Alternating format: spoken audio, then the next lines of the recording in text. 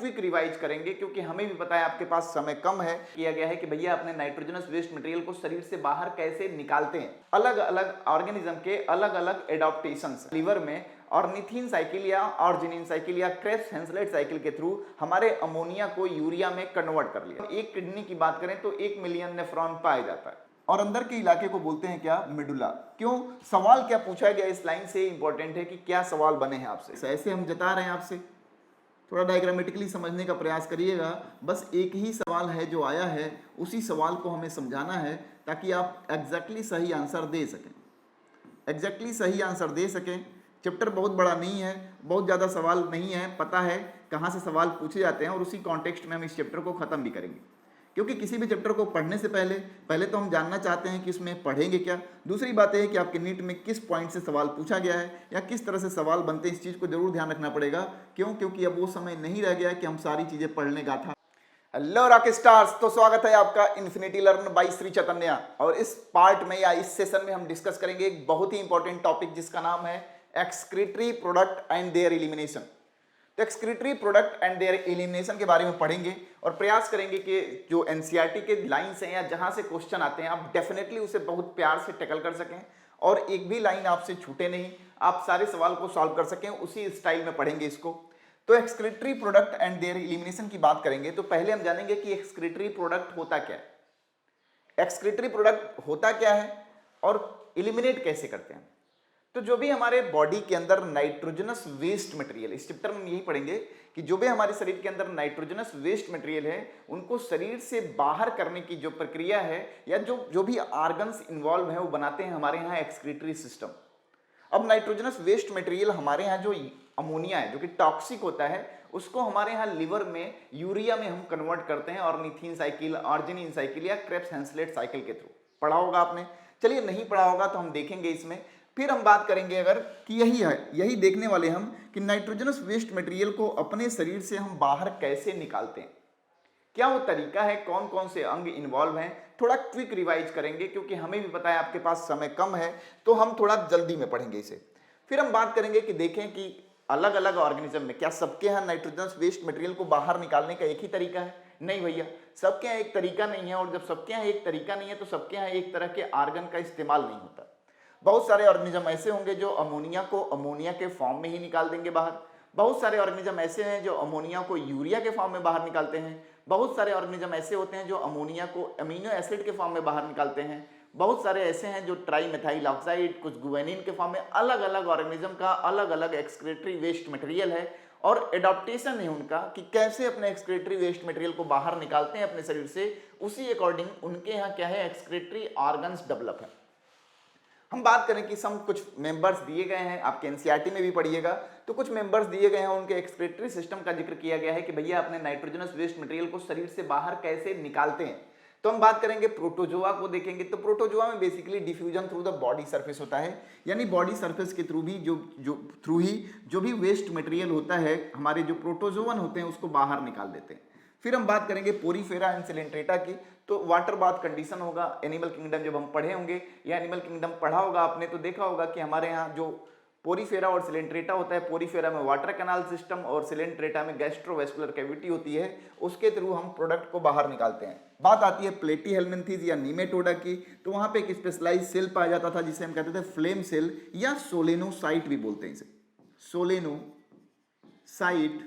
या इसी को प्रोटोनेफ्रीडिया बोला करते थे, प्रोटोनेफ्रीडिया, प्रोटोनेफ्रीडिया, सोलोनोसाइट या फ्लेम सेल्स का इस्तेमाल करती हैं कौन, प्लेटीहेल्मिन्थेस या नीमेटोडा के मेंबर। फिर हम बात करें एस्के हेल्मिन्थेस, यहाँ छूटा हुआ है एस्के हेल्मिन्थेस भी रिमाइंड कर लें। एस्के हेल्मिन्थेस में अगर हम चलेंगे तो हमारे यहाँ जो एक्सक्रीटरी ऑर्गन होता है वो रिनेट सेल होती है, रिनेट सेल होती है जिनका साइज, जिनका शेप जो होता है एच आकार का होता है, तो हम बोलते हैं एच शेप्ड रिनेट सेल। किसके में, एस्के हेल्मिन्थेस में। फिर हम बात करें एनेलिडा में, तो एनेलिडा में जो होता है हमारे यहाँ नेफ्रीडिया पाया जाता है एज एक्सक्रीटरी ऑर्गन। फिर हम बात करें मोलस्का में, आर्थ्रोपोडा में बात करें, आर्थ्रोपोडा में देखेंगे तो हमारे यहाँ एक्सक्रीटरी ऑर्गन डिपेंड करता है कि हमारा जो आर्थ्रोपोड है वो टेरेस्ट्रियल है या एक्वेटिक है। अगर एक्वेटिक है तो वहाँ ग्रीन ग्लैंड्स का इस्तेमाल होता है, अगर टेरेस्ट्रियल है तो मेल्पिगियन ट्यूब्यूल का इस्तेमाल होता है। फिर हम बात करेंगे हमारे यहाँ मोलस्का में तो मेटानेफ्रीडिया का जिक्र होगा, इकाइनोडर्मिटा में वाटर वेस्कुलर सिस्टम के थ्रू, और हम बात करते हैं जब रेप्टाइल्स, बर्ड्स और मैमल्स की तो हमारे यहाँ जो चीफ एक्सक्रीटरी ऑर्गन होता है वो क्या होता है, किडनी होता है। यानी हम किडनी के थ्रू अपने यहाँ बॉडी से नाइट्रोजनस वेस्ट मटेरियल को बाहर निकालते हैं। अब नाइट्रोजनस वेस्ट मटेरियल किस फॉर्म में है उसकी भी बात कर लें तो उसके अकॉर्डिंग देखेंगे तो हमारे यहाँ अलग अलग ऑर्गेनिज्म के अलग अलग एडॉप्टेशंस हैं। अलग अलग एडॉप्टेशंस कहने का मतलब क्या है कि जो भी organism nitrogenous waste material in the form of ammonia निकालता है, nitrogenous waste material in the form of ammonia, ammonia के फॉर्म में कोई निकालता है तो हम बोलते हैं अमोनोटेलिज्म है। अमोनिया के फॉर्म में निकालने के लिए जरूरी है, अमोनिया बहुत टॉक्सिक होता है, बहुत ज्यादा टॉक्सिक होता है, टॉक्सिक होता है। लेकिन एक बात और है, जो अमोनिया होता है उसको 1 ग्राम अमोनिया को शरीर से बाहर निकालने के लिए लगभग 100 ml पानी की रिक्वायरमेंट पड़ती है। 1 gram of ammonia requires 100 ml of water. That's why ये अमोनोटेलिज्म या अमोनिया के थ्रू टॉक्सिक मटेरियल को वही लोग निकाल सकते हैं बाहर जिनके पास वाटर अवेलेबिलिटी बहुत ज्यादा हो। तो सिंपल सी बात है, जिसके वाटर अवेलेबिलिटी किसके पास ज्यादा होगी तो वही ऑर्गेनिज्म जिनके जो एक्वेटिक होंगे, जो पानी में रहते होंगे, उनके पास पानी की कोई कमी नहीं होगी। तो देखिएगा, और खास करके जो फ्रेश वाटर में रहते होंगे। तो major excretory product is ammonia, ammonotelic animals, example like bony fishes, example like bony fishes. आपको बस इतना याद रखना है कि जो भी एक्वेटिक होंगे बेसिकली फ्रेश वाटर में रहने वाले वो एमोनोटेलिज्म को शो करेंगे। दूसरा हमारे पास है यूरियोटेलिज्म।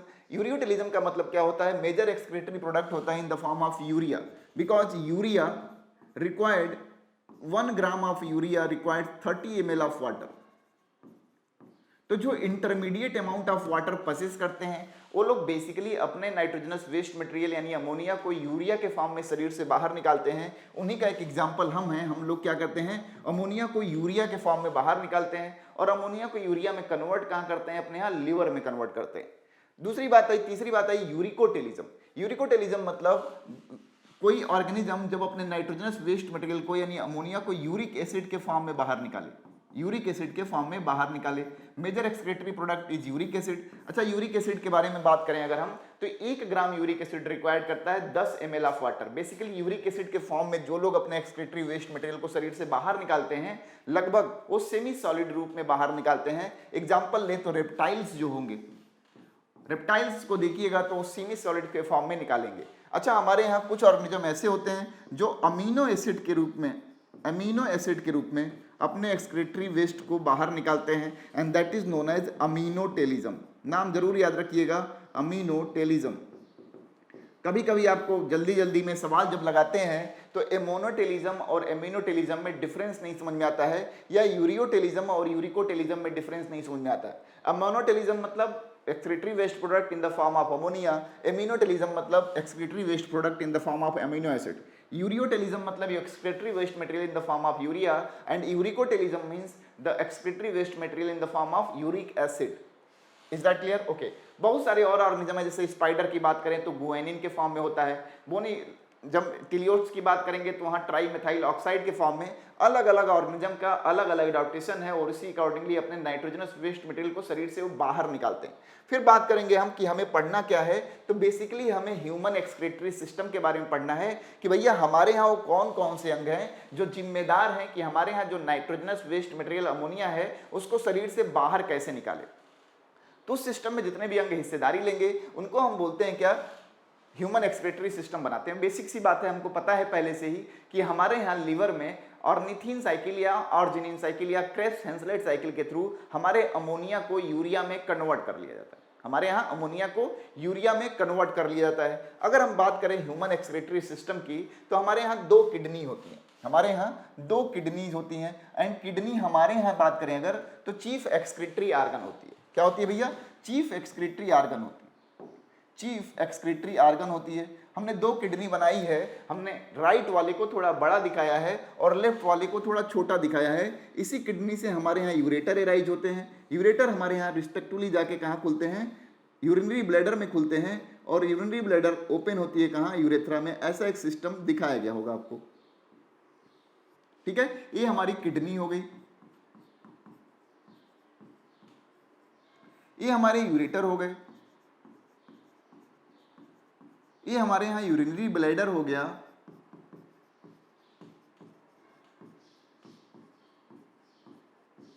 और ये हमारे यहाँ क्या हो गया भैया, यूरेथ्रा हो गया, यूरेथ्रा हो गया। चलिए भैया अच्छी बात है, किडनी हो गया, यूरेटर हो गया, यूरिनरी ब्लैडर हो गया, यूरेथ्रा हो गया। ये डायग्राम आपको दिख रहा होगा। थोड़ा हम क्या करते हैं, इस डायग्राम की समझ को बढ़ाने के लिए हम थोड़ा क्या करते हैं, इसी अपने एक किडनी को लेते हैं। एक बात याद रखिएगा, हमारी लेफ्ट किडनी की पोजीशन थोड़ी ऊपर होती है और साइज में थोड़ी छोटी होती है। हम बोलते हैं कि जो फंक्शनल यूनिट हमारे यहाँ किडनी का होता है वो क्या होता है, नेफ्रॉन होता है। क्या होता है, nephron. Nephron is the functional unit of kidney, even the structural and functional unit of kidney is nephron. हम देखेंगे और हमने जान रहे हैं, हम पढ़ेंगे एनसीईआरटी में लिखा होगा कि लगभग हम एक किडनी की बात करें तो 1 मिलियन नेफ्रॉन पाया जाता है, ठीक है, 1 मिलियन नेफ्रॉन पाया जाता है। हम बात करें कि हमने क्या किया, किडनी को बाहर निकाला। किडनी को हम देखना चाहते हैं अंदर से काट के, किडनी को हम अंदर से काट के देखना चाहते हैं। तो जब मान लीजिए हमने एक किडनी ली, चलो भैया एक किडनी ले लेते हैं, एक किडनी ली, हमने काट के इसे देखने का प्रयास किया कि कैसा है। तो किडनी के ऊपर दो मेम्ब्रेन पाए जाते हैं, रीनल कैप्सूल और रीनल फेसिया। ऐसे दो मेम्ब्रेन स्ट्रक्चर प्रेजेंट होंगे, दो मेम्ब्रेनस स्ट्रक्चर प्रेजेंट होंगे। एक का नाम है रीनल कैप्सूल, दूसरे का नाम है रीनल फेसिया। चलो भैया दूसरा इस कलर से दिखा लेते हैं। बेसिकली हमारे यहाँ किडनी क्या है, हमारे यहाँ वाइटल ऑर्गन है।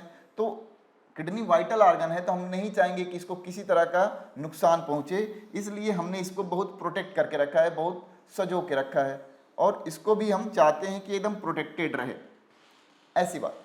किडनी को हम दो हिस्सों में बांटते हैं। जो बाहर का हिस्सा होता है उसे हम बोलते हैं आउटर कॉर्टेक्स, किडनी को बाहर के हिस्से को हम बोलते हैं कॉर्टेक्स, और अंदर के इलाके को बोलते हैं क्या, मेडुला। क्यों, सवाल क्या पूछा गया इस लाइन से इंपॉर्टेंट है कि क्या सवाल बने हैं आपसे। सवाल अगर हम बनने की बात करें तो हम देखते हैं कि हमारे यहाँ कॉर्टेक्स और मेडुला जिसे हम बोल रहे हैं, हमारे यहाँ कॉर्टेक्स और मेडुला जिसे बोल रहे हैं वो है क्या, जैसे मान लीजिए हमने बोला कि एक जो हरा वाला पार्ट आपको दिखाई दे रहा है वो कॉर्टेक्स का है, और जो सफेद पार्ट हमने बनाया वो क्या है, मेडुला का है। जरा समझिएगा इसे ध्यान से, हमने ऐसे बना दिया। हमने व्हाइट पार्ट में दिखाना चाहा कि भैया ये हमारा मेडुला है, और ग्रीन पार्ट जो आपको दिख रहा है हमने जताना चाहा आपसे कि भैया वो कॉर्टेक्स है। क्या है, कॉर्टेक्स है। ऐसे हम जता रहे हैं आपसे। थोड़ा डायग्रामेटिकली समझने का प्रयास करिएगा। बस एक ही सवाल है जो आया है, उसी सवाल को हमें समझाना है ताकि आप एग्जैक्टली सही आंसर दे सकें, एग्जैक्टली सही आंसर दे सकें। चैप्टर बहुत बड़ा नहीं है, बहुत ज़्यादा सवाल नहीं है, पता है कहाँ से सवाल पूछे जाते हैं, और उसी कॉन्टेक्स्ट में हम इस चैप्टर को ख़त्म भी करेंगे। क्योंकि किसी भी चैप्टर को पढ़ने से पहले तो हम जानना चाहते हैं कि उसमें पढ़ेंगे क्या। दूसरी बात यह है कि आपके नीट में किस पॉइंट से सवाल पूछा गया है या किस तरह से सवाल बनते हैं, इस चीज़ को जरूर ध्यान रखना पड़ेगा। क्यों, क्योंकि अब वो समय नहीं रह गया कि हम सारी चीज़ें पढ़ने का था।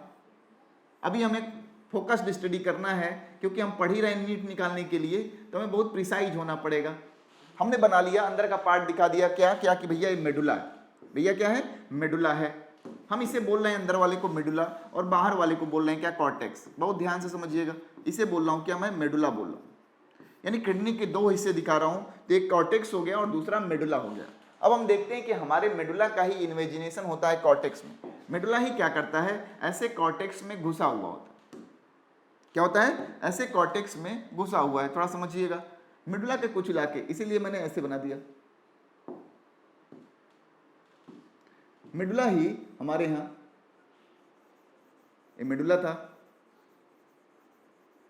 कलर डिफरेंशिएशन ना हो, नहीं तो फिर लगोगे परेशान होने। ये मेडुला था, ये कॉर्टेक्स था जिसे हरे रंग से मैं दिखा रहा हूं।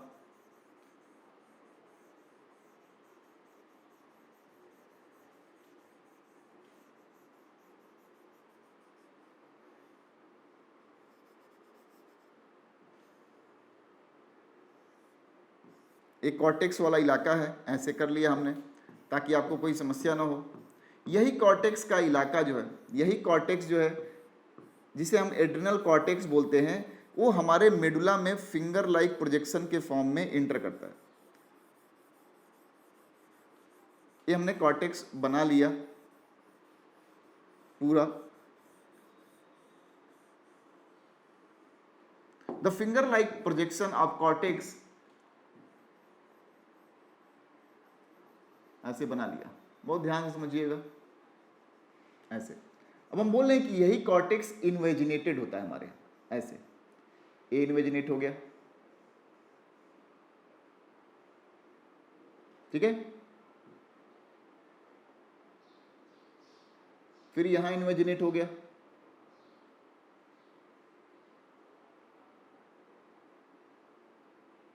फिर यहां इन्वेजिनेट हो गया,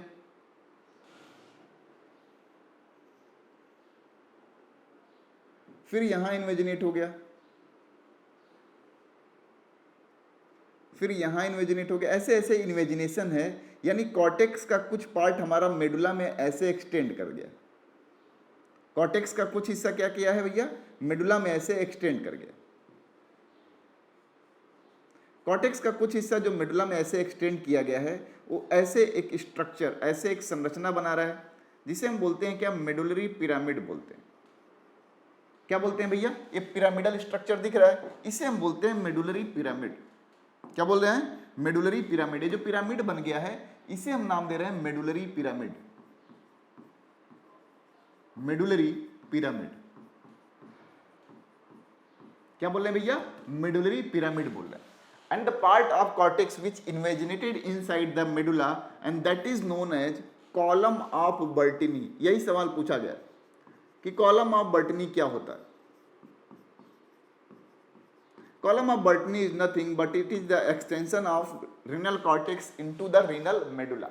अब ये देख रहे होंगे बहुत सारा क्या बन रहा है, ऐसे मेडुलरी पिरामिड बन रहे हैं। ऐसे जो मेडुलरी पिरामिड बन रहे हैं, इनकी भी बात करें अगर थोड़ा सा, तो मेडुलरी पिरामिड, मान लीजिए एक मेडुलरी पिरामिड हमने थोड़ा सा हाईलाइट कर दिया ऐसे, जताने के लिए आपसे कि भैया ये समझिए कि मेडुलरी पिरामिड है, ये जताने के लिए ऐसे कर दिया हमने, जस्ट ऐसे बना लिया हमने, थोड़ा स्ट्रक्चर सुंदर हो जाए हमारी किडनी भाई साहब का, इसलिए मैंने ऐसा कर लिया। समझिए ये हमारे क्या है, मेडुलरी पिरामिड्स। क्या भैया, ये हमारे मेडुलरी पिरामिड्स हैं। ये हम थोड़ा सुंदर बना रहे हैं इसको बस, ताकि आपको समझ में आए बात हमारी। ऐसे बना लिया। अब मेडुलरी पिरामिड्स जो है, वो एक मेडुलरी पिरामिड मान लो ऐसे,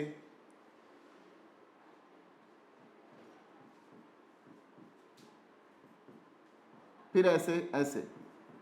अब कैलिक्स के थ्रू ओपन होता है और दो तीन मेडुलरी पिरामिड मिलके मेजर कैलिक्स बनाते हैं। ऐसे सबसे ओपनिंग होगी, सबसे ओपनिंग होगी, तो हम बोलते हैं क्या है, बना माइनर कैलिक्स बना। क्या बना, माइनर कैलिक्स।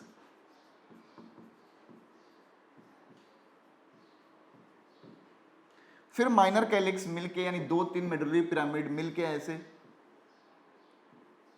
ऐसे बनाते हैं क्या, मेजर कैलिक्स। ये क्या बन गया, मेजर कैलिक्स। ये वाला हिस्सा क्या है, मेजर कैलिक्स। Major calyx.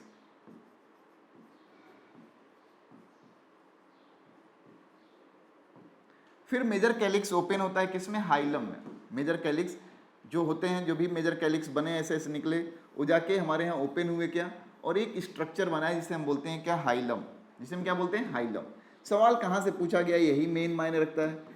ये हाइलम ओपन होता है हमारे यहाँ यूरेटर में। तो हमारे यहाँ किडनी जो है दो कैप्सूल, दो, एक रीनल फेसिया और रीनल कैप्सूल से ढका होता है। हम किडनी को दो हिस्सों में बांटते हैं, आउटर कॉर्टेक्स और इनर मेडुला। हम बोलते हैं कि कॉर्टेक्स का कुछ पार्ट यानी फिंगर लाइक प्रोजेक्शन मेडुला में इन्वेजिनेटेड होता है, जिसे हम रीनल कॉलम ऑफ बर्टिनी कहते हैं। इस इन्वेजिनेशन की वजह से मेडुला वाले रीजन में पिरामिड बन जाते हैं, जिसे मेडुलरी पिरामिड बोलते हैं। मेडुलरी पिरामिड जो है इटसेल्फ ओपन होते हैं माइनर कैलिक्स में, और माइनर कैलिक्स, दो तीन माइनर कैलिक्स मिलकर बनाती हैं क्या, मेजर कैलिक्स। और मेजर कैलिक्स ओपन होता है किसमें, हाइलम में, और हाइलम होता है हमारे यहाँ यूरेटर में। नेक्स्ट डायग्राम में इसे आप फील कर सकते हैं। हमने एक डायग्राम बनाया है, यहाँ फील कर सकते हैं, जो एनसीईआरटी का है। यहाँ पे हमने बोला कि ये हमारा कॉर्टेक्स का इलाका है भैया, तो सही बात है, ये कॉर्टेक्स हो गया हमारा। अब हम देख रहे हैं कि कॉर्टेक्स का यही इलाका हमारे यहाँ मेडुला में ऐसे ऐसे धंसा हुआ है, जिसकी वजह से हमारे यहाँ पिरामिड बन रहा है बन रहे होंगे, दिख रहा होगा। यहाँ दो लेयर दिखाई गई है, रेनल फेसिया और रेनल कैप्सूल भी दिखाई गई है, लेकिन कॉर्टेक्स और वो दिख रहा होगा। अब देख रहे होंगे कि एक रेनल पिरामिड से ये हमारा माइनर कैलिक्स एराइज हो रहा है, ये हमारा माइनर कैलिक्स है, और फिर 2-3 माइनर कैलिक्स मिलके क्या बना रहे हैं, मेजर कैलिक्स बना रहे हैं। ये मेजर कैलिक्स हो गया। फिर एक कैलिक्स कहाँ ओपन हो रहा है, हाइलम में ओपन हो रहा है, और हाइलम कहाँ ओपन हो रहा है, यूरेटर में ओपन हो रहा है।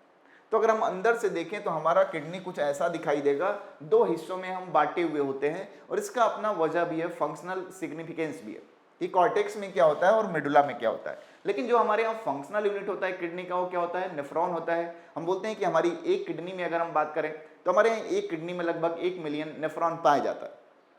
अब हम बोलते हैं कि structural and functional unit of kidney is nephron. Structural and functional unit of kidney is nephron. Nephron is structural and functional unit of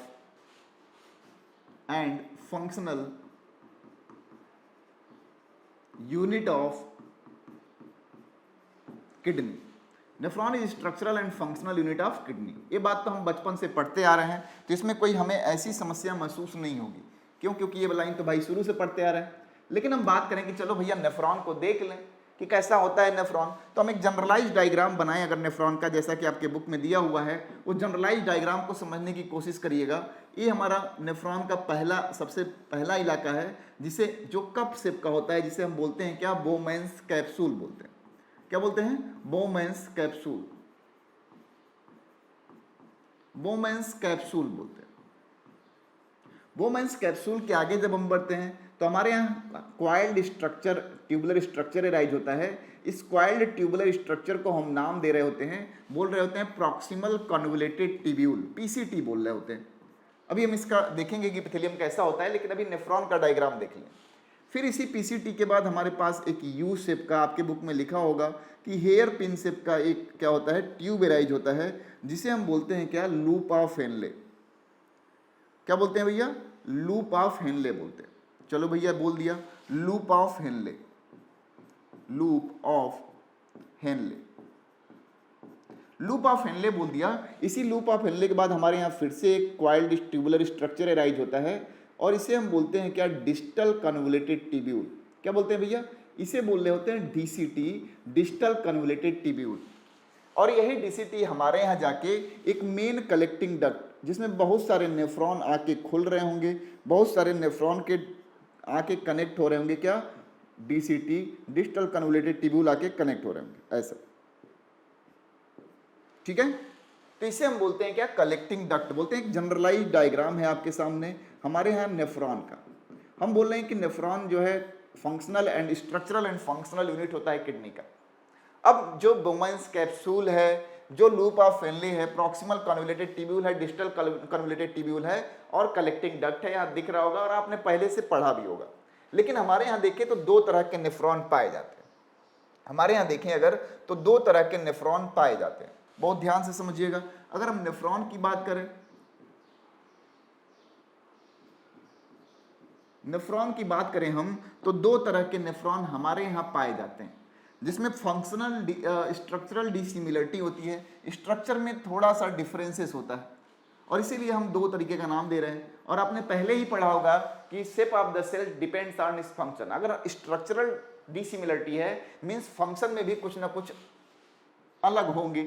पहला हमारे पास होता है कॉर्टिकल नेफ्रॉन। क्या होता है? Cortical nephron. और दूसरा जो टाइप होता है हमारे नेफ्रॉन का, उसका नाम होता है जक्स्ट्रा मेडुलरी नेफ्रॉन। क्या होता है?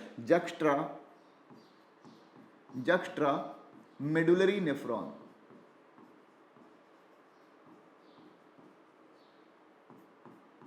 हमारे यहाँ दो तरह के नेफ्रॉन पाए जाते हैं, कॉर्टिकल नेफ्रॉन और जक्स्ट्रा मेडुलरी नेफ्रॉन। दोनों में अंतर थोड़ा समझ लेते हैं, और हम डायग्राम से ही समझाना चाहेंगे, हम किताब के लैंग्वेज पे नहीं जाना चाहेंगे। हम बोलते हैं कि हमारे यहाँ कॉर्टिकल नेफ्रॉन जो है 80% पाए जाता है, और जक्स्ट्रा मेडुलरी नेफ्रॉन जो होते हैं हमारे यहाँ 20% पाए जाते हैं। कॉर्टिकल नेफ्रॉन कितने होते हैं भैया 80%, और जक्स्ट्रा मेडुलरी नेफ्रॉन कितने होते हैं 20% होते हैं। अच्छा, हम अगर किडनी बना लें तो मान लीजिए कि हमारे यहाँ एक कॉर्टेक्स वाला इलाका हो गया किडनी का, और ये वाला इलाका हमारे यहाँ किसका हो गया मेडुला का हो गया।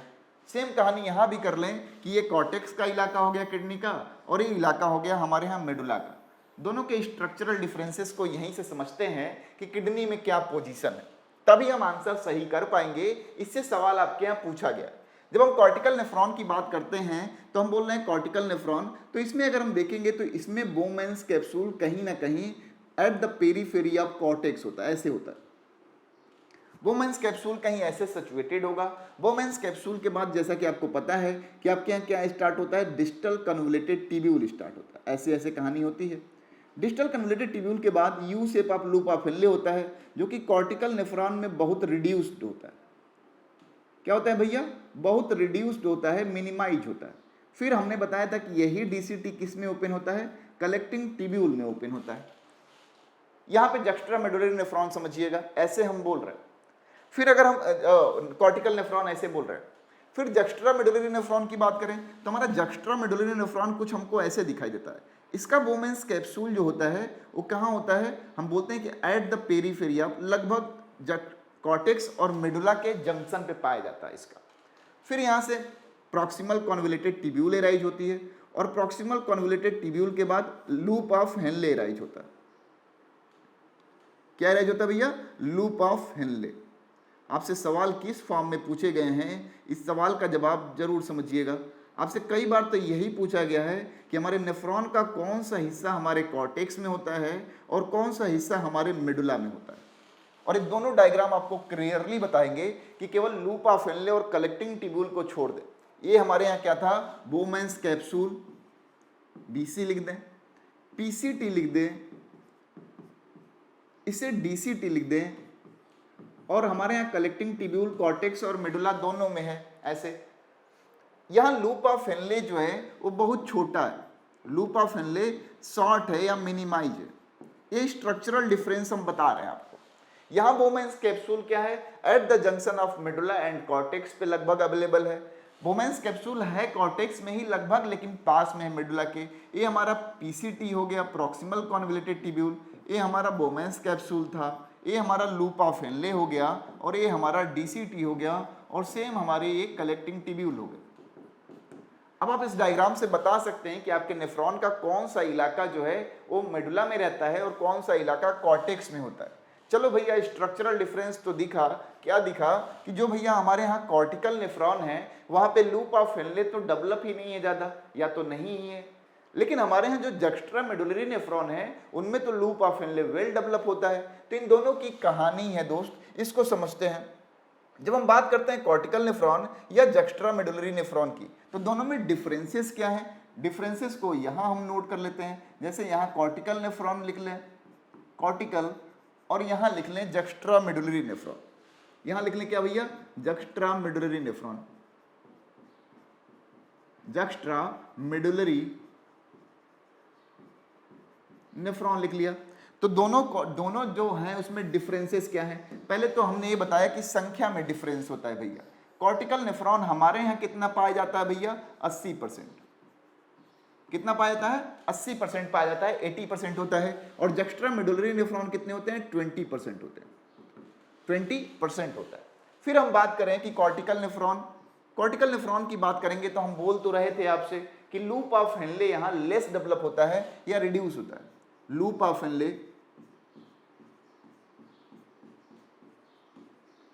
हेनले रिड्यूस्ड और एब्सेंट, या तो बहुत कम डेवलप होगा या एब्सेंट होगा। ठीक है। दूसरी बात आप ध्यान दीजिएगा कि जो हमारे बोमेंस कैप्सूल, जैसे मान लीजिए हमने एक नेफ्रॉन बनाया, यहाँ पीसीटी दिखाई, यहाँ पे क्या दिखाया हमने, लूप ऑफ हेनले दिखाया, और यहाँ पे डिस्टल कन्वोल्यूटेड ट्यूब्यूल दिखाया। फिर हम बोल रहे हैं कि कलेक्टिंग ट्यूब्यूल में ओपन होता है। एक टर्म थोड़ा समझ लीजिए, जब रीनल आर्टरी आती है तो रीनल आर्टरी की एफरेंट ब्रांच जो है हमारे बोमेंस कैप्सूल में इंटर करती है और इफरेंट के फॉर्म में बाहर निकलती है। इफरेंट के फॉर्म में बाहर निकलती है तो कैपिलरीज बनाती है, तो हम बोलते हैं the network of blood capillaries which present around the nephron that is known as peritubular capillaries. लेकिन इस नेफ्रॉन में भी जो यहाँ पे यू लूप ऑफ हेनले के पास हैं, इन्हें हम नाम देते हैं वासा रेक्टा।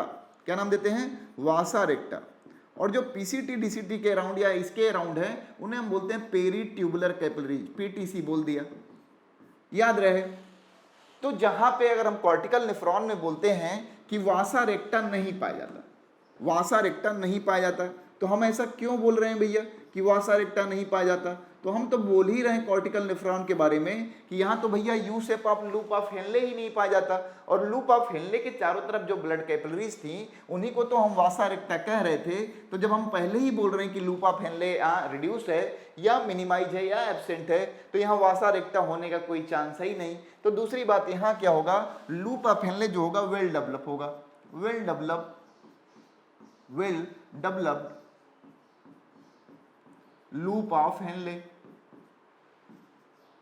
Well developed loop of Henley होगा यहाँ। चलिए अच्छी बात है। यहाँ हमने बोला नहीं होगा वेल डेवलप्ड, रिड्यूस्ड होगा, मिनिमाइज होगा। हमने बोला वासा रेक्टा यहाँ एब्सेंट है, वासा रेक्टा एब्सेंट है। हमने यहाँ बोला कि भैया वासा रेक्टा जो है वो प्रेजेंट है। वासा रेक्टा क्या है? प्रेजेंट है, वासा रेक्टा प्रेजेंट। ठीक है, तो दोनों के काम में अंतर क्या है? तो हमारे यहाँ जो कॉर्टिकल नेफ्रॉन है वो एक्सक्रीशन में मदद करता है। किसमें भैया? एक्सक्रीशन में। लेकिन हमारे यहाँ जो जक्स्ट्रा मेडुलरी नेफ्रॉन है वो एक्सक्रीशन के साथ साथ ऑस्मो रेगुलेशन यानी बॉडी फ्लूइड के concentration, excretion plus osmo regulation. क्योंकि हमारे यहाँ बोलते हैं ना किडनी हमारे यहाँ एक्सक्रीटरी ऑर्गन तो है ही है, लेकिन ऑस्मो रेगुलेशन भी परफॉर्म करती है। ठीक है, तो ऐसा एक डायग्राम बना होगा। इसमें जो डायग्राम बना गया उसमें दिखाया गया है कि हमारे यहाँ जो डायग्राम है वो किसका है भैया? तो डायग्राम देख के हम बता सकते हैं कि जक्स्ट्रा मेडुलरी नेफ्रॉन का डायग्राम दिया हुआ, जक्स्ट्रा मेडुलरी नेफ्रॉन का डायग्राम दिया हुआ है। अगर हम बोल रहे हैं कि nephron is the structural and functional unit of kidney, nephron is the structural and functional unit of kidney बोल रहे हैं, तो सिंपल सी बात है, अगर हम बोल रहे हैं कि हमारी किडनी 1 मिलियन नेफ्रॉन से बनी हुई है, तो उन्हीं 1 मिलियन नेफ्रॉन का कंबाइंड फंक्शन जो होगा वही तो हमारी किडनी का फंक्शन होगा एग्जैक्ट। तो क्यों ना हम एक नेफ्रॉन के फंक्शन को जान लें ताकि ओवरऑल डिटरमाइन कर पाएं कि हमारी किडनी कैसे काम करती होगी। तो एक नेफ्रॉन के फंक्शन को हम जानेंगे, एक नेफ्रॉन के फंक्शन को हम जानेंगे। तो नेक्स्ट टर्म आएगा कि भैया नेफ्रॉन करता क्या है? तो यूरिन का फॉर्मेशन ही तो करता है। तो कैसे होता है यूरिन का फॉर्मेशन, जरा इस बात को समझ लें। यूरिन के फॉर्मेशन को हम 3 स्टेजेज में बांटते हैं। जो पहला स्टेज होता है यूरिन फॉर्मेशन का, उसे हम बोलते हैं अल्ट्रा फिल्ट्रेशन, अल्ट्रा फिल्ट्रेशन बोलते हैं। क्या बोलते हैं भैया? अल्ट्रा फिल्ट्रेशन बोलते हैं। जो दूसरा स्टेज होता है हमारे यहाँ यूरिन फॉर्मेशन का, उसे हम बोलते हैं सेलेक्टिव रीएब्जॉर्प्शन, सेलेक्टिव रीएब्जॉर्प्शन। जैसा कि आपको भी पता है, आपके पास टाइम कम है तो कम से कम एक ओवरव्यू तो ले सकें आप। तीसरा होता है tubular secretion, tubular secretion, tubular secretion होता है तीसरा टर्म। तो हम ऐसे करते हैं, अल्ट्रा फिल्ट्रेशन क्या होता है, सेलेक्टिव रीएब्जॉर्प्शन क्या होता है और ट्यूबुलर सिक्रीशन क्या होता है। ये 3 चीजें हैं। इन 3 हिस्सों में हम बांटते हैं अपने यहाँ यूरिन फॉर्मेशन को। पहला स्टेज होता है अल्ट्रा फिल्ट्रेशन, दूसरा सेलेक्टिव रीअब्जॉर्प्शन और तीसरा ट्यूबुलर सिक्रीशन का होता है। इन तीनों बातों को समझते हैं कि हमारे यहाँ यूरिन बना कैसे। हमने बताया था आपसे कि हमारे यहाँ अमोनिया को यूरिया में तो कन्वर्ट हमने लीवर में ही कर लिया था, लेकिन अब उसी यूरिया को हम बाहर निकालना चाहते हैं। उस यूरिया को जब बाहर निकालना चाहते हैं तो एक बात बहुत ध्यान से समझिए। पहले हम चलते हैं बोमेंस कैप्सूल के पास और पहला टर्म पढ़ते हैं, दैट इज अल्ट्रा फिल्ट्रेशन। क्या है अल्ट्रा फिल्ट्रेशन? अल्ट्रा फिल्ट्रेशन का मतलब ये होता है, अगर हम हिंदी में बोलें तो या अंग्रेजी में ही बोलें तो फिल्ट्रेशन अंडर प्रेशर। नॉर्मली हम फिल्ट्रेट कर रहे हैं, किसी चीज को फिल्टर कर रहे हैं, छान रहे हैं, लेकिन अगर छानते समय हमने फोर्स अप्लाई किया, प्रेशर अप्लाई किया, तो उसे हम नाम देते हैं ultra filtration. Means filtration under pressure is known as ultra filtration. अब ये फिल्ट्रेशन अंडर प्रेशर हो रहा है भाई, इसका मतलब समझा दो। तो हमने बोला कि हमारे यहाँ किडनी में देखेंगे तो जब रीनल आर्टरी आती है तो हमारे नेफ्रॉन के अंदर जाती है, और नेफ्रॉन के अंदर जब अंदर जाती है तो हम बोलते हैं एफरेंट आर्टरियोल के फॉर्म में अंदर जाती है। बहुत ध्यान से समझिएगा, एफरेंट आर्टरियोल, एफरेंट आर्टरियोल।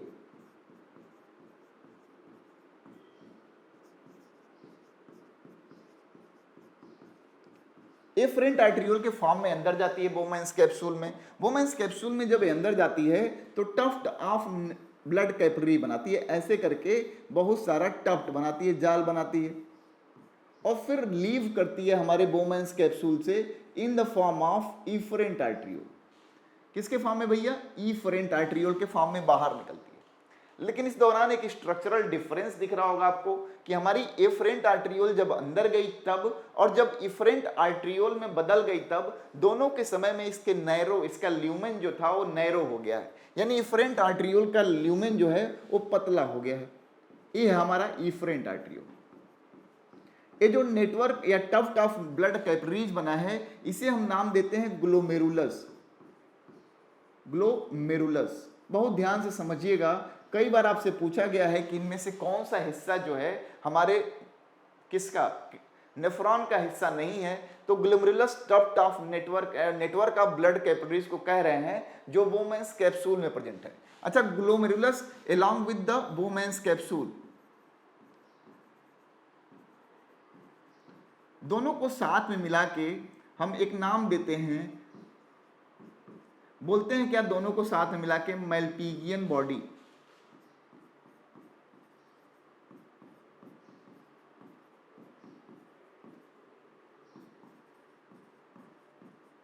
ठीक है, मैल्पिगियन बॉडी बोलते हैं। ठीक है, ग्लोमेरुलस हो गया, बोमेंस कैप्सूल हो गया। अच्छा, हम देखें तो जो हमारा बोमेंस कैप्सूल है, इसकी बाहर की जो दीवार बनी होती है वो स्क्वेमस एपिथेलियम से बनी होती है। कैसे बनी होती है? स्क्वेमस एपिथेलियम से। लेकिन जो अंदर की दीवार बनी होती है उस पर स्पेशलाइज सेल्स पाई जाती हैं, जिन्हें हम बोलते हैं क्या? Podocyte cell. बहुत ध्यान से समझिएगा, एक एक फैक्टर जो है आपसे सवाल के फॉर्म में पूछा गया। अब यहाँ पे कुछ स्पेशलाइज सेल्स प्रेजेंट होती हैं ऐसे, जो फिल्ट्रेशन स्लिट बनाती है। क्या बनाती हैं भैया? फिल्ट्रेशन स्लिट बनाती है। फिल्ट्रेशन स्लिट बनाती है। अब इसमें हम बोल रहे हैं कि हमारे यहाँ टफ्ट ऑफ ब्लड कैपिलरीज हैं, तो सिंपल सी बात है, अगर हम कोई चीज फिल्टर करेंगे तो फिल्ट्रेशन करते समय ऐसे तो नहीं कि इजीली हो जाएगा। फिल्ट्रेशन जब स्लिट बनेगा, फिल्ट्रेशन जब मेम्ब्रेन बनेगा, तो उनमें कौन कौन लोग जिम्मेदारी लेंगे? पहले तो हम एंडोथेलियम जो होगी ब्लड वेसल की, एंडोथेलियम ऑफ ब्लड वेसल,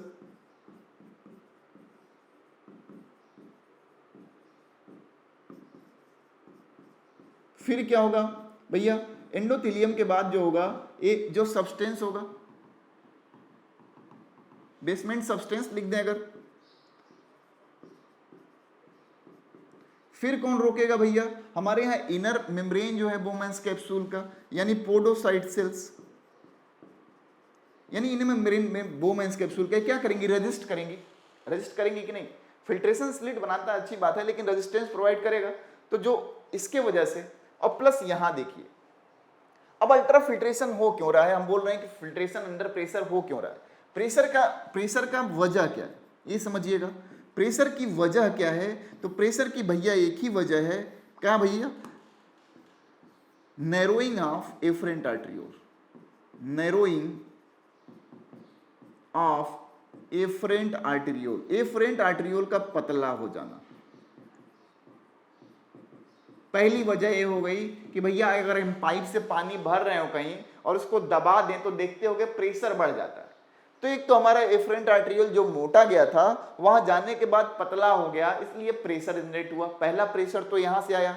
दूसरा कहां से आया भैया? दूसरा प्रेशर आया कि अगर बोमेंस कैप्सूल कप शेप का ना होता, मान लीजिए हम बोलते कि बोमेंस कैप्सूल ऐसा होता, तो एफरेंट आर्टरियोल आती और एफरेंट आर्टरियोल में बदल जाती। तो बोमेंस कैप्सूल का कप शेप का होना, तो डेफिनेट सी बात है यहां ज्यादा से ज्यादा ब्लड हो रहा होगा, ज्यादा से ज्यादा ब्लड स्टोर होगा, तो ब्लड ज्यादा होगा तो प्रेशर भी तो ज्यादा लगाएगा। यानी दूसरा जो फैक्टर है that is shape of Bowman's capsule.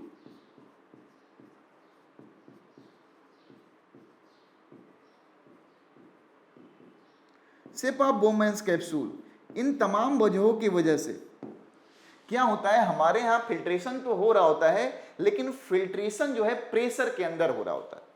अब हम बोलते हैं कि हमारे शरीर में 5 लीटर ब्लड पाया जाता है, तो रीनल ब्लड फ्लो कितना होता है, यानी हमारी किडनी की बात करें तो हम बोलते हैं कि हमारा हार्ट जो है, कार्डियक आउटपुट की बात करें, जरा समझिएगा, कार्डियक आउटपुट की बात करते हैं, कार्डियक आउटपुट की बात करते हैं, कार्डियक आउटपुट है तो हम बोलते हैं कि हमारा दिल जो है 72 बार बीट करता है और लगभग एक बार बीट करने में 70 ml ब्लड जो है छोड़ता है। हम उसी हिसाब से बोलते हैं कि हमारा हार्ट हर घंटे, हर मिनट में लगभग 5 लीटर ब्लड पंप करता है। क्लियर सी बात है, ऐसा ही तो बोलते हैं और इसी को कार्डियक आउटपुट बोला करते हैं। अच्छी बात है भैया, लेकिन इस 5 लीटर ब्लड में हमारी किडनी जितनी रिसीव करती है, रीनल ब्लड फ्लो कितना होता है, रीनल ब्लड फ्लो कितना होता है, तो रीनल ब्लड फ्लो कितना होगा, तो हम बोलते हैं कि लगभग हमारी किडनी अगर हम देखेंगे तो 1100 ml ब्लड रिसीव करती है। कितना रिसीव करती है भैया, 1100 ml ब्लड रिसीव करती है पर मिनट।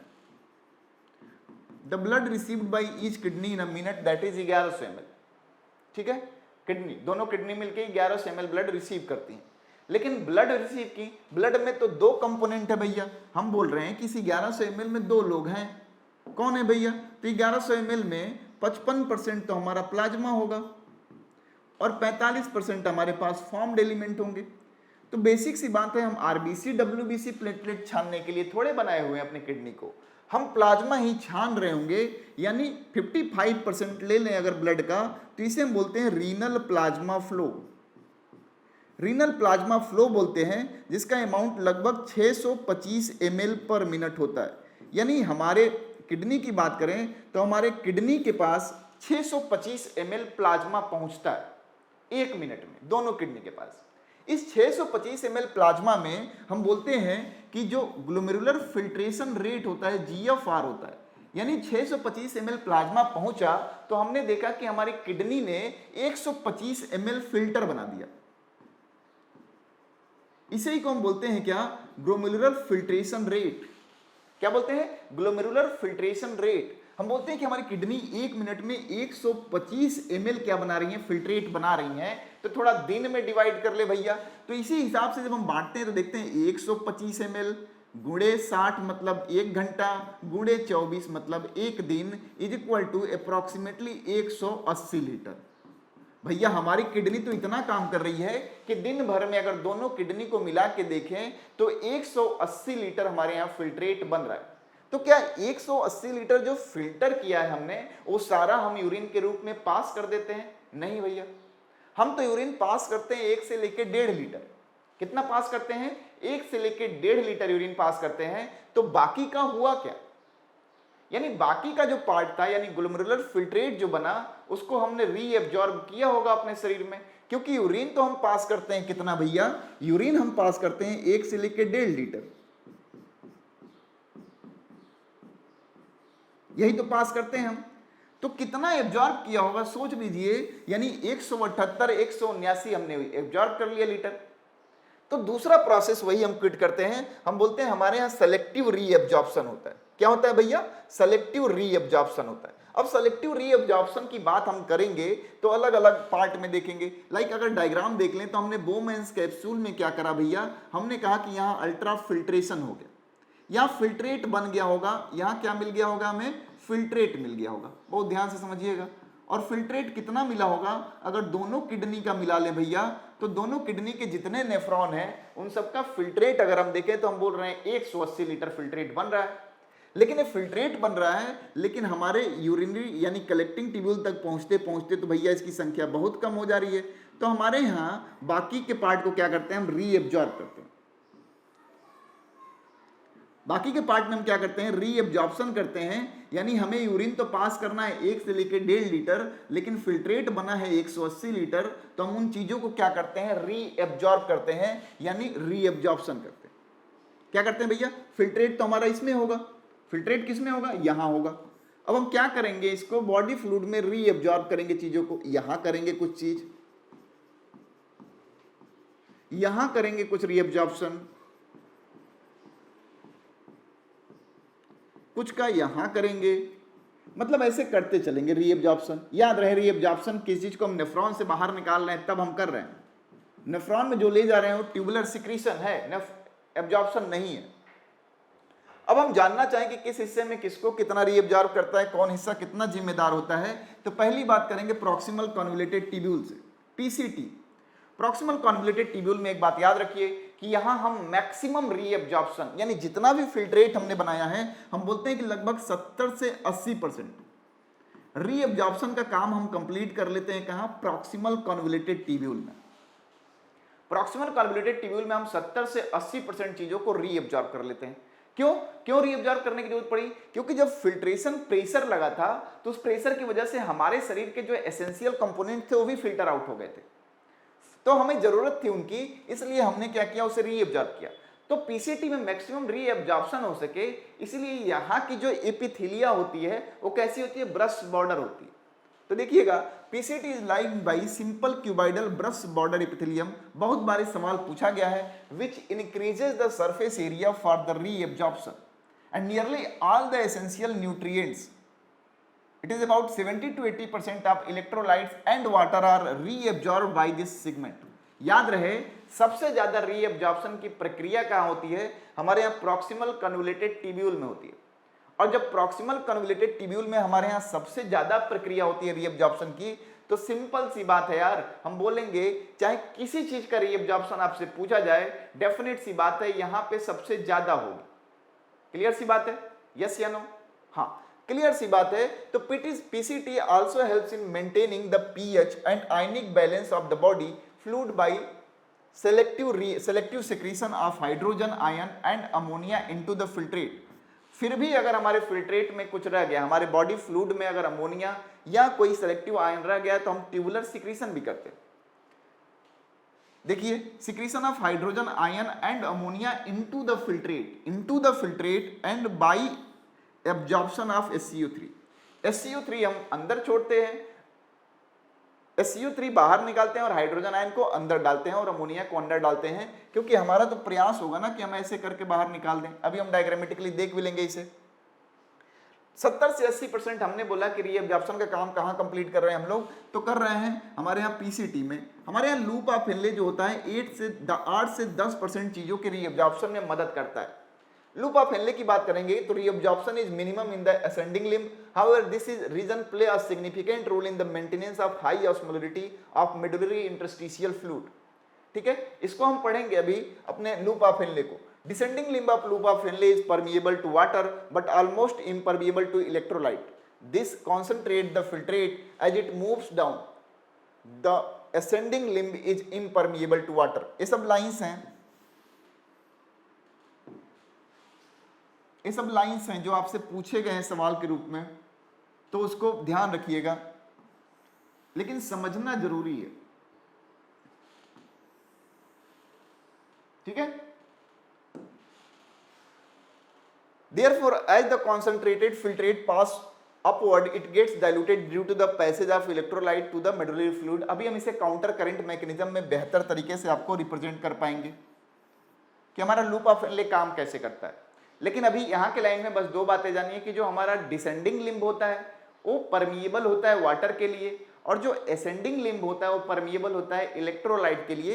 हमारे यहाँ जो ऑस्मोलरिटी है यानी बॉडी फ्लूइड का कॉन्सेंट्रेशन है उसको बनाए रखने में हमारे यहाँ लूप ऑफ हेनले का बहुत बड़ा योगदान होता है। और लगभग हम देखें कि हमारे यहाँ रीअब्जॉर्प्शन यानी सेलेक्टिव रीअब्जॉर्प्शन जो कह रहे हैं उसमें लूप ऑफ हेनले का कितना योगदान है, तो लगभग भैया इसका योगदान है ये 8 से 10% चीजों को रीअब्जॉर्ब करता है। हम बोलते हैं कि यहाँ मिनिमम रीअब्जॉर्प्शन की प्रक्रिया होती है। तीसरा आइटम हमारे पास है डिस्टल कन्वोल्यूटेड ट्यूब्यूल। तीसरा आइटम क्या है, distal convoluted tubule. Distal convoluted tubule में जो रीअब्जॉर्प्शन की बात करें तो कितना रीअब्जॉर्ब होता है, तो लगभग 10 से 15% चीजों का रीअब्जॉर्प्शन हम डिस्टल कन्वोल्यूटेड ट्यूब्यूल में करते हैं। 10 से 15% चीजों का रीअब्जॉर्प्शन हम कहाँ करते हैं भैया, डिस्टल कन्वोल्यूटेड ट्यूब्यूल में करते हैं। And that is conditional reabsorption of sodium and water takes place in the segment. DCT is also capable of reabsorption of SCO3 and selective secretion of hydrogen and potassium ion and ammonia to the maintain pH and sodium potassium balance of the blood। But reabsorption की बात करें तो 10 से 15% contribute करता है हमारा distal convoluted tubule in the process of reabsorption. फिर हम बात करें कि चलो हम जान लें कि कैसे क्या हो रहा है। हमने 3 हिस्सों में बांटा था। अब किसी चीज को हम एब्जॉर्ब कर रहे हैं, सिंपल सी बात है, तो हम डिफ्यूजन का प्रोसेस कर रहे होंगे, ट्रांसपोर्ट कर रहे होंगे। थोड़ा अपनी भाषा में समझ लीजिएगा, जब भी हम बात करते हैं ट्रांसपोर्ट की तो हर बार आप कंफ्यूज होते हैं इस बात में कि ट्रांसपोर्ट क्या है। ट्रांसपोर्ट बेसिकली दो तरह से हम पढ़ते हैं, एक को बोलते हैं एक्टिव ट्रांसपोर्ट और दूसरे को बोलते हैं पैसिव ट्रांसपोर्ट। एक होता है एक्टिव ट्रांसपोर्ट और दूसरा होता है पैसिव ट्रांसपोर्ट। बहुत ध्यान से समझिएगा, एक्टिव ट्रांसपोर्ट और पैसिव ट्रांसपोर्ट बोलते हैं। अगर इस बात को समझ गए तो आपको कभी भी ये नहीं सोचना पड़ेगा कि किसका एक्टिव हो रहा होगा किसका पैसिव। एक्टिव ट्रांसपोर्ट वो ट्रांसपोर्ट होता है जिसमें हमें एनर्जी की रिक्वायरमेंट पड़ती है, और एनर्जी की रिक्वायरमेंट इसलिए पड़ती है क्योंकि हम कॉन्सेंट्रेशन ग्रेडियंट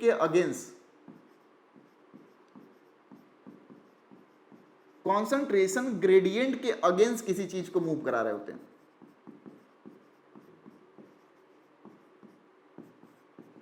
कॉन्सेंट्रेशन ग्रेडियंट के अगेंस्ट क्या होता है सर जी?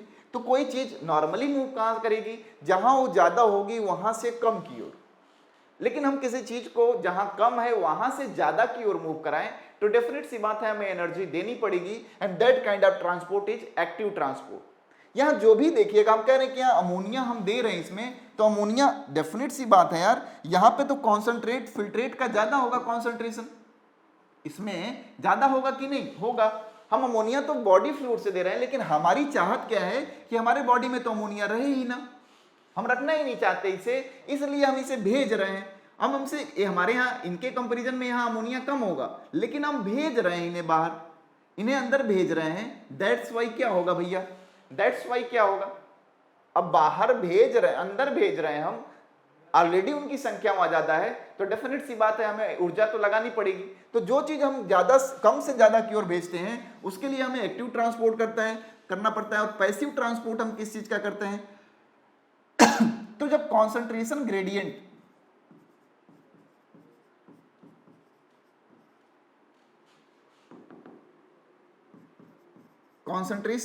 ग्रेडियंट एलोंग अगर हम मूवमेंट कराएं किसी चीज का, तो हम बोलते हैं क्या कि कॉन्सेंट्रेशन ग्रेडियंट के एलोंग अगर मूवमेंट हो रहा है तो हम बोलते हैं पैसिव ट्रांसपोर्ट हो रहा है। तो इस डायग्राम से बहुत बेसिकली आप समझ सकते हैं कि कौन सी चीज कहां ज्यादा है और कहां कम है। बस कॉन्सेप्ट आपको यही लगाना है कि अगर कहीं कोई चीज हम कम से ज्यादा की ओर भेज रहे हैं तभी हमें एक्टिव ट्रांसपोर्ट करने की जरूरत पड़ेगी। फिर आया आपके यहां सबसे बेहतरीन मैकेनिज्म, जो mechanism of concentration of filtrate है, जिसे हम अपनी भाषा में बोलते हैं क्या, काउंटर करंट मैकेनिज्म, जिसका बहुत भौकाल है आपके यहां। क्या नाम है भैया इसका, counter current mechanism. Counter current mechanism क्या है, ये मैकेनिज्म है जिससे कि हम यूरिन को और कॉन्सेंट्रेट बनाते हैं। काउंटर करंट मैकेनिज्म ऑपरेट कहां होता है, तो काउंटर करंट मैकेनिज्म ऑपरेट होता है भैया हमारे यहां लूप ऑफ हेनले और वासा रेक्टा में। दो नामों से मिलके बना हुआ है। काउंटर का मतलब होता है उल्टा और करंट का मतलब होता है फ्लो, किसी चीज का उल्टा फ्लो हो रहा हो। जब भी हम काउंटर करंट मैकेनिज्म पढ़ेंगे तो हम दो भाग में डिवाइड कर लेंगे, लेकिन एग्जैक्टली समझ लीजिए कि क्या होता है। यहां अगर हम बना लें, अगर एक नॉर्मल सा क्या बना लें, नेफ्रॉन बना लें, यहां पीसीटी दिखा लें उसका, और यहां पे हम लूप ऑफ हेनले दिखा लें। लूप ऑफ हेनले के बाद हम क्या करें, यहां पे डिस्टल कन्वोल्यूटेड ट्यूब्यूल दिखा लें, और डिस्टल कन्वोल्यूटेड ट्यूब्यूल के बाद हम कलेक्टिंग ट्यूब्यूल दिखा लें। ऐसे दिखा दिया तो हमने बोला कि हमारे यहाँ जो इफरेंट आर्ट्रियोल निकलती है, एफरेंट घुसी होगी, एफरेंट ऐसे बाहर निकली होगी, तो ये हमारे यहाँ क्या करेगी, इन पेरीट्यूबुलर कैपिलरीज को सप्लाई देते हुए जाएगी। यस या नो, जाएगी भैया, जाएगी, जा रही होगी, ऐसे, यही तो हम बोल रहे हैं। ऐसा डायग्राम तो आपने देखा भी होगा, इसमें कोई बहुत बड़ी रॉकेट साइंस की बात तो है नहीं, ठीक है। और जब जाती है तो फिर यहां से वेंस भी एराइज होती होगी। चलो भैया एराइज करा दिए, एराइज करा दिए, ऐसे सोच लीजिए। यस या नो, हाँ हो रहा है, यही वासा रेक्टा है, the network of blood capillaries which present around the loop of Henle and that is known as vasa recta. अब थोड़ा सा अरेंजमेंट हम बना के दिखाना चाहें तो कहीं ना कहीं आपको ऐसी फीलिंग आएगी कि भैया यहाँ लूप ऑफ हेनले तो यहाँ वासा रेक्टा। तो हम अरेंजमेंट बनाएं अगर, तो कुछ ऐसा किताब में आपके साथ फ्यूज किया गया है, लेकिन अगर हम अरेंजमेंट बनाएं केवल जताने के लिए आपको, तो देखिए ये हमने यू शेप का लूप ऑफ हेनले बना लिया, और इसी के बगल में हम कहीं वासा रेक्टा आपको दिखाना चाहें तो हम ऐसे ही तो दिखाएंगे कि भैया वासा रेक्टा है, ऐसे दिखाएंगे, यस या नो? बहुत ध्यान से समझिएगा, वासा रेक्टा ऐसे ही तो दिखाएंगे, यस या नो? हाँ, ऐसे ही दिखाएंगे। तो हम इसको दो हिस्सों में बांट लेते हैं। अब आपको ये भी पता होगा कि वासा रेक्टा की अगर हम बात करें तो लूप ऑफ हेनले की बात करेंगे तो यहां पे प्रॉक्सिमल कॉन्वोल्यूटेड ट्यूब्यूल से फ्लूइड आ रहा होगा। ये जो डिसेंडिंग लिम्ब है इसमें फ्लूइड के फ्लो का डायरेक्शन क्या होगा भैया? ऐसे होगा। और जो असेंडिंग लिम्ब है इसमें फ्लूइड के फ्लो का डायरेक्शन कैसा होगा भैया? ऐसे होगा। वही वासा रेक्टा की बात करें तो फ्लूइड कैसे आ रहा होगा? इधर से ऐसे आ रहा होगा और इसमें ऐसे जा रहा होगा। तो दोनों जो हमारे पास लिम्ब हैं दोनों दिखाई दे रहे हैं, इसमें जो फ्लो का इनके डायरेक्शन है वो उल्टा है, इसीलिए हम बोलते हैं काउंटर करंट मैकेनिज्म। इसीलिए क्या बोलते हैं? Counter current mechanism. अभी काउंटर करंट मैकेनिज्म बहुत है सीधा। क्यों सीधा है भैया? समझिएगा, इसको हम दो हिस्सों में बांट लेते हैं। एक को हम बोलते हैं counter current multiplier. Counter current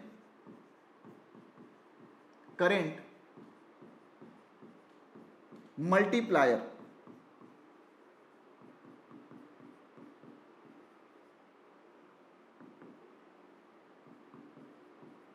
counter current multiplier बोल रहे हैं। और दूसरा पार्ट हम पढ़ेंगे क्या? Counter current exchanger. बहुत ध्यान से समझिएगा, दूसरा क्या पढ़ेंगे भैया?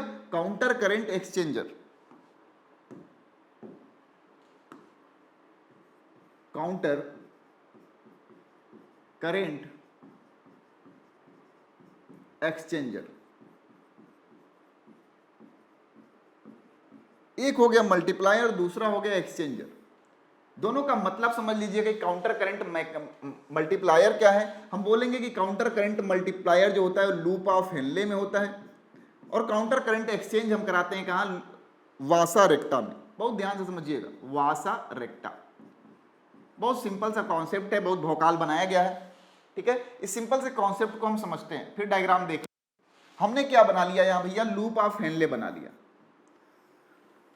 और बहुत बचपन से हमें एक ही कहानी सिखाई गई है कि लूप ऑफ हेनले का जो डिसेंडिंग आर्म है वो परमिएबल होता है। किसके लिए? वाटर के लिए। ऐसा ही तो बोला गया है, ऐसा ही बोला गया ना?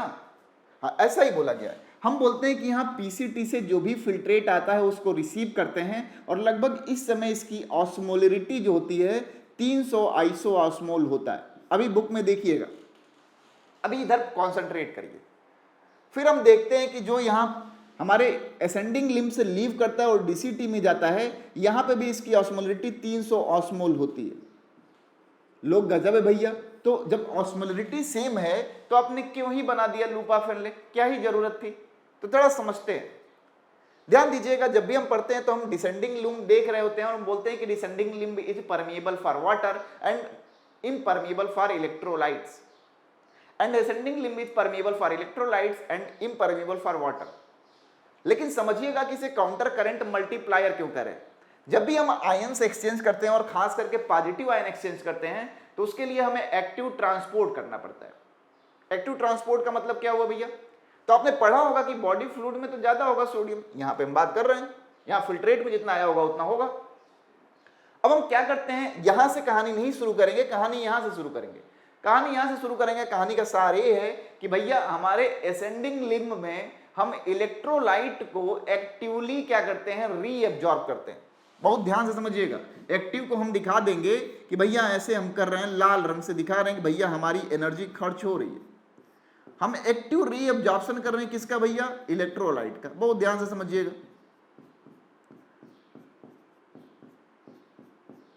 किसका कर रहे हैं भैया? इलेक्ट्रोलाइट का।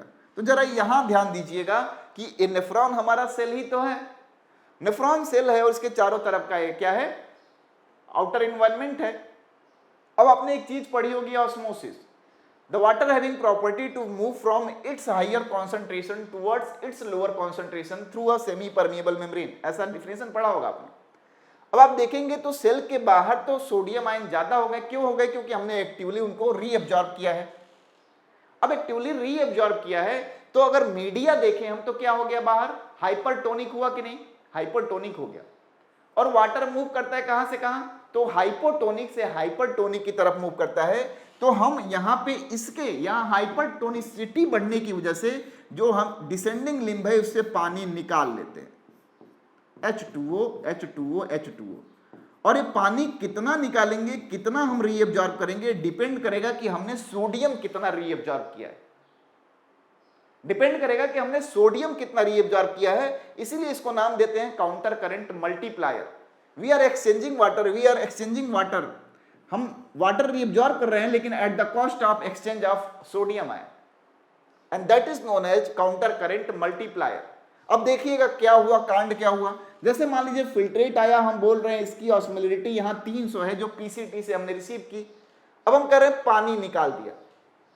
भैया सॉल्वेंट निकालते जाओगे तो सॉल्यूशन का कॉन्सेंट्रेशन तो बढ़ता चला जाएगा ना, कॉन्सेंट्रेशन बढ़ता चला जाएगा। अब हम कह रहे हैं कि पानी निकाल रहे हैं बाहर, चलो भैया पानी निकाला बाहर। अब हम देख रहे हैं पानी निकल गया बाहर, 400 हो गया ऑस्मोल। पानी थोड़ा और नीचे गए और बाहर निकल गया, 600 ऑस्मोल हो गया। थोड़ा और नीचे गए भैया और निकल गया, 800 ऑस्मोल हो गया। थोड़ा और नीचे गए और निकल गया, 900 ऑस्मोल। ऐसे ऐसे जितना ही डिसेंडिंग लिम्ब ज्यादा बड़ा होगा उतना ही वाटर हम रीअब्जॉर्ब कर रहे होंगे। और कहीं ना कहीं इसी वजह से कहते हैं कि डिजर्ट लिविंग जो एनिमल होते हैं वो क्या होते हैं, उनमें लूप ऑफ हेनले खुदा ने बड़ा बनाया। चलो भैया ऑस्मोलरिटी बढ़ा रहे हैं, बढ़ता गया बढ़ता गया बढ़ता गया और पानी निकलता गया। अब 300 ऑस्मोल कैसे मिला आपको, तो चलिए अब यहां पे पहुंचिए। यहां 1100-1200 ऑस्मोलरिटी हो गई होगी, फिर हम ऊपर जा रहे हैं। सॉल्यूट हमारा क्या हो गया है, सॉल्वेंट हमारा क्या है, जो भी हमारा सॉल्यूशन हो क्या, वो बहुत कॉन्सेंट्रेटेड हो चुका है क्योंकि उससे मैक्सिमम पानी हमने निकाल लिया है।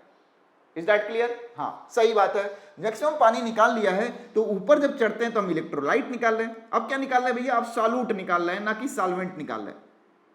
धीरे धीरे सॉल्यूट निकाल रहे हैं हम, तो कॉन्सेंट्रेशन क्या होगा, 1200 से 1000, फिर गए, फिर निकल गया 900, 800, 600, 500, 400, 300।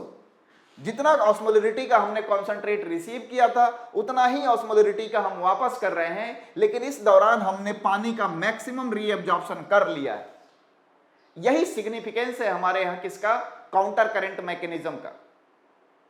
ठीक है, ठीक कहानी यही काउंटर करंट एक्सचेंज में होता है कि जितना हम सोडियम आयन रीअब्जॉर्ब किए हुए हैं हम तो नहीं चाहेंगे, हम तो चाहते हैं कि हमारे, ऐसा थोड़ी है कि हम ऑस्मोलरिटी के हिसाब से अपने ब्लड में समस्या क्रिएट कर देंगे।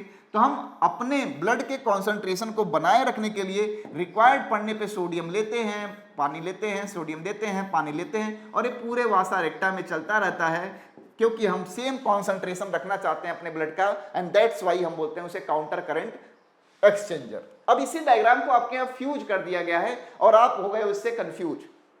अब डायग्राम देख लीजिए, डायग्राम यही तो है, क्या ही बुरा है इसमें। हमने क्या कह रहे हैं, हम सोडियम, हम क्या रहे हैं, इलेक्ट्रोलाइट ले रहे हैं। यहां पे तो हम ऐसे ही बोल रहे हैं, यहां देखिएगा, थोड़ा नीचे चलिएगा, हम कह रहे हैं पानी निकल रहा। पानी क्यों निकल रहा होगा, पानी ऐसे कहेगा क्या कि मैं निकल जाऊंगा, नहीं, पानी की मजबूरी है निकलना क्योंकि हमने यहाँ पे ज्यादा इलेक्ट्रोलाइट रिसीव किया।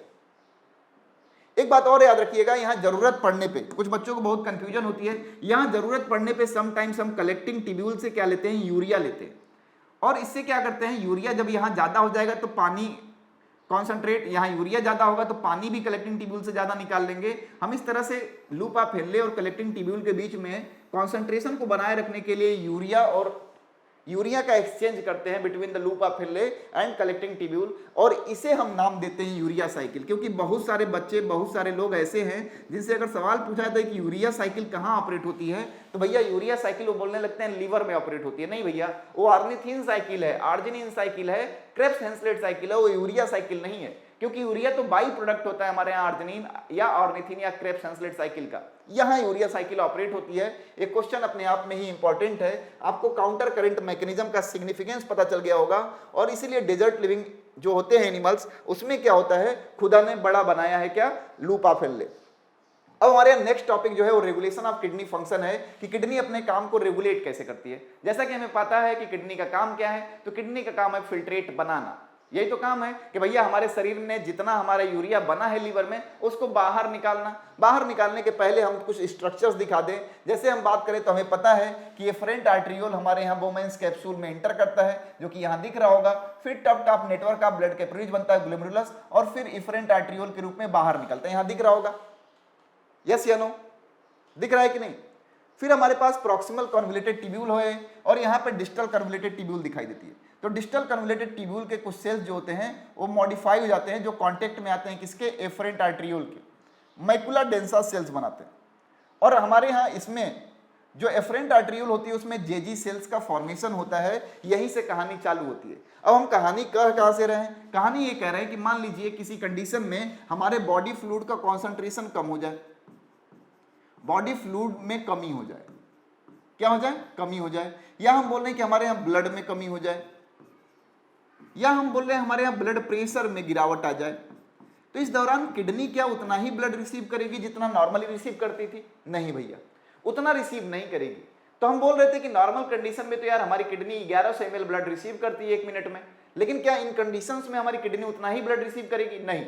जब उतना ब्लड रिसीव नहीं करेगी तो उतना प्लाज्मा भी रिसीव नहीं होगा, और जब उतना प्लाज्मा रिसीव नहीं होगा तो डेफिनेट सी बात है हमारे यहाँ ग्लोमेरुलर फिल्ट्रेट भी उतना नहीं बनेगा, और ग्लोमेरुलर फिल्ट्रेट इतना नहीं बनेगा तो सिंपल सी बात है कंसंट्रेशन की समस्या आएगी, और उस दौरान हमारे जो कीमो ऑस्मो रिसेप्टर से हमारे जाके हाइपोथैलेमस से बताएंगे कि भैया बहुत बवाला हो गया है, कंसंट्रेशन बढ़ता जा रहा है बॉडी फ्लूइड का, कंसंट्रेट होता जा रहा है, कुछ करिए। तो उस दौरान हमारा हाइपोथैलेमस क्या करता है, जब रिसेप्टर्स हमारे हाइपोथैलेमस के पास पहुंचते हैं मैसेज लेके, बहुत ध्यान से अपने एनसीईआरटी बुक में देखिएगा और बहुत प्यार से समझने की कोशिश करिएगा, बहुत ही प्यारा सा टॉपिक है। जब रिसेप्टर्स हमारे हाइपोथैलेमस के पास पहुंचते हैं यही मैसेज लेके कि भैया क्या किया जाए, जीएफआर तो कम हो गया है, क्योंकि ये सारी कंडीशंस क्या करेंगी, जीएफआर को गिरा देंगी, जीएफआर डिक्रीज हो जाएगा इन सारी कंडीशंस में। तो हमारे इस कंडीशन में जो रिसेप्टर्स होंगे मैसेज लेके जाएंगे किसके पास, हमारे हाइपोथैलेमस के पास लेके जाएंगे कि भैया बड़ा विकट परिस्थिति आ गई है, जीएफआर तो कम हो गया। अब हमारा हाइपोथैलेमस क्या करता है, अपने तरफ से कुछ सिस्टम अपनाता है और basically posterior lobe of pituitary से, पोस्टीरियर लोब ऑफ पिट्यूटरी से ये एडीएच रिलीज कराता है। क्या रिलीज कराता है? ADH, that is also known as vasopressin, vasopressin. अब एडीएच करता क्या है, दो तरीके से काम करता है। पहला इसका तरीका ये है कि ये वाटर के रीएब्जॉर्प्शन को बढ़ा देता है, वाटर रीएब्जॉर्प्शन। अब सवाल यही है कि कहां से वाटर रीएब्जॉर्प्शन को बढ़ा देता है, कहां से, later part of the nephron and that is from the collecting tubule. Water का रीएब्जॉर्प्शन बढ़ेगा तो डेफिनेट सी बात है बॉडी फ्लूइड बढ़ेगा। क्या बढ़ेगा? बॉडी फ्लूइड बढ़ेगा। बॉडी फ्लूइड बढ़ेगा तो ब्लड प्रेशर बढ़ेगा, और ब्लड प्रेशर बढ़ेगा तो जीएफआर बढ़ेगा। पहला कंडीशन ये है। दूसरा हमारे यहाँ वेसोप्रेसिन है, ये वेसल को वेसोकॉन्स्ट्रिक्शन कॉज करता है, वेसोकॉन्स्ट्रिक्शन कॉज करता है, और वेसोकॉन्स्ट्रिक्शन कॉज करने के बाद क्या होता है, हमारे यहाँ ब्लड प्रेशर बढ़ जाता है, और ब्लड प्रेशर बढ़ जाता है तो हम बोलते हैं हमारे यहाँ जीएफआर बढ़ गया। अल्टीमेटली हमारा हाइपोथैलेमस जीएफआर को मैनेज कराता है। जैसे जीएफआर मेंटेन हो जाता है हमारे रिसेप्टर्स बोलते हैं चलो भैया स्विच ऑफ करो। लेकिन क्या हमारी किडनी क्या करती है इन कंडीशन में, जरा समझने का प्रयास करते हैं। किडनी क्या करती है, तो नॉर्मल कंडीशन में देखें तो हम बोलते हैं हमारे यहाँ लीवर से रिलीज होता है क्या, एंजियोटेंसिनोजन, जो हमारे ब्लड में ऐसे पड़ा रहता है लेकिन ये इनएक्टिव स्टेट में। क्या है भैया? एंजियोटेंसिनोजन है। किसने रिलीज किया था भैया? हमारे लीवर ने, ब्लड में ऐसे पड़ा हुआ है। किडनी का जीएफआर जैसे कम होता है, हमारे यहाँ किडनी क्या रिलीज करती है, हमारे यहाँ किडनी की जो जेजी सेल्स होती हैं वो रिलीज करती हैं एंजाइम करती है, रिलीज करती है रेनिन, RENIN नाम होता है क्योंकि डाइजेस्टिव जूस में हमने RENIN पढ़ा है। रेनिन रिलीज करती हैं, और जैसे ही रेनिन रिलीज होता है जो हमारा एंजियोटेंसिनोजन था अकेले वो एंजियोटेंसिन 1 में कन्वर्ट हो जाता है, एक्टिवेट हो गया अभी। और जैसे ही एंजियोटेंसिन 1 में कन्वर्ट होता है सर्कुलेशन के थ्रू हमारे लंग्स के पास पहुंचता है, तो लंग्स की जो एंडोथेलियल ब्लड वेसल्स होती हैं उनकी एंडोथेलियम लाइनिंग रिलीज करती है क्या, एस एंजाइम, जिसका नाम होता है एंजियोटेंसिन कन्वर्टिंग एंजाइम। अब एंजियोटेंसिन कन्वर्टिंग एंजाइम क्या करता है, ये जो हमारा एंजियोटेंसिन 1 है इसे एंजियोटेंसिन 2 में कन्वर्ट कर देता है। किसमें कन्वर्ट कर देता है? एंजियोटेंसिन 2 में। जैसे एंजियोटेंसिन 2 में कन्वर्ट होता है तो एंजियोटेंसिन के काम करने की दास्तान अपनी अलग होती है। ये कई चीजों पे हमारे एक्टिवेट करता है, कई चीजों को रेगुलेट करता है। पहला तो क्या करता है एंजियोटेंसिन 2, हमारे सिंपैथेटिक एक्टिविटी को स्टिमुलेट करता है। सिंपैथेटिक एक्टिविटी का स्टिमुलेट होना मतलब हमारे बॉडी में इमरजेंसी कंडीशन है, हमारी जितनी भी इमरजेंसी एक्टिविटीज है वो शुरू हो जाएंगी, यानी ब्लड प्रेशर का बढ़ना, हार्ट बीट का बढ़ना, और हम चाहेंगे कि हम ब्लड प्रेशर बढ़ा लें, क्या होगा इससे भैया? जीएफआर बढ़ा लेंगे। फिर क्या करता है, ट्यूबुलर जो सिक्रीशन होता है, ट्यूबुलर रीअब्जॉर्प्शन बढ़ा देता है किसका भैया, सोडियम का और वाटर का। फिर क्या करता है, हमारे एंजियोटेंसिनोजन जो 2 है हमारे एड्रिनल कॉर्टेक्स पे काम करता है, जो एड्रिनल ग्लैंड होता है उसके कॉर्टेक्स पे काम करता है और उससे रिलीज कराता है क्या, एल्डोस्टेरॉन। एल्डोस्टेरॉन क्या करता है, एल्डोस्टेरॉन जो हमारा डिस्टल कन्वोल्यूटेड ट्यूब्यूल है वहां से सोडियम और वाटर के रीअब्जॉर्प्शन को प्रमोट कराता है। फिर हमारे यहाँ क्या करता है, जो हमारे एंजियोटेंसिन 2 है वेसो कॉन्स्ट्रिक्टर की तरह काम करता है, ब्लड वेसल को कॉन्स्ट्रिक्ट कराता है और ब्लड वेसल जब कॉन्स्ट्रिक्ट होती है तो ब्लड प्रेशर बढ़ जाता है, ब्लड प्रेशर बढ़ेगा, जीएफआर बढ़ जाएगा। फिर क्या होता है भैया, फिर हमारे यहाँ यही एंजियोटेंसिन 2 हमारे यहाँ कहीं ना कहीं पोस्टीरियर पिट्यूटरी ग्लैंड को भी एक्टिवेट करता है कि भैया एडीएच ज्यादा रिलीज कीजिए। ऐसे करके हम कहीं ना कहीं ज्यादा से ज्यादा वाटर और इलेक्ट्रोलाइट का रीअब्जॉर्प्शन करते हैं और ब्लड प्रेशर बढ़ाते हैं, और ब्लड प्रेशर के दौरान ब्लड प्रेशर जब बढ़ जाएगा जीएफआर बढ़ जाएगा। इसी में एक मैकेनिज्म और है जिसका नाम है एएनएफ। एक आइटम और रिलीज होता है जिसका नाम है एएनएफ, इसको फुल फॉर्म बोलते हैं एट्रियल नेट्री यूरेटिक फैक्टर। एट्रियल नेट्री यूरेटिक फैक्टर होता है, और एट्रियल नेट्री यूरेटिक फैक्टर का मतलब क्या हुआ, एट्रियल नेट्री यूरेटिक फैक्टर का जिक्र करेंगे एएनएफ का, तो वॉल ऑफ एट्रिया से रिलीज होती है, वॉल ऑफ एट्रियम रिलीज करता है एएनएफ, और ये क्या करती है, वेसो डायलेशन का काम करती है, वेसो डायलेशन का काम करती है। यानी यहां पे जो हमारे पास वेसोप्रेसिन था या एंजियोटेंसिन 2 था, इन्होंने क्या किया था, ब्लड वेसल को कॉन्स्ट्रिक्ट किया था, तो इनके फंक्शन को क्या करती है, चेक करती है। ऐसे करके हमारे यहाँ किडनी के फंक्शन को क्या किया था, रेगुलेट किया था, किडनी के फंक्शन को रेगुलेट किया था। अब बात आई कि अदर एक्सक्रीटरी ऑर्गन का जिक्र करें। अदर एक्सक्रीटरी ऑर्गन में जैसे कि आपको पता होगा कि हमारे यहाँ लंग्स है, हमारे यहाँ क्या भैया, लंग्स है, जिससे कि हम कार्बन डाइऑक्साइड निकालते हैं बाहर। हमारे यहाँ क्या है, स्किन है, जिसके थ्रू हम क्या निकालते हैं, वाटर एंड कुछ यूरिया भी बाहर निकाल देते हैं। तो हमारे यहाँ और भी अंग्स हैं जिनके थ्रू हम वेस्ट मटेरियल को बाहर निकालने का काम करते हैं। हमारे यहाँ चीफ एक्सक्रीटरी ऑर्गन के रूप में कौन काम करता है भैया, हमारे यहाँ चीफ एक्सक्रीटरी ऑर्गन के रूप में काम करती है हमारी किडनी। ठीक है, फिर बात करें हम कुछ अगर डिसऑर्डर्स की बात कर लें तो आपके यहाँ 2 डिसऑर्डर दिए गए हैं, एक तो रीनल कैनालिकुलाई और दूसरा दिया गया होगा ग्लोमेरुलोनेफ्राइटिस, ग्लोमेरुलोनेफ्राइटिस।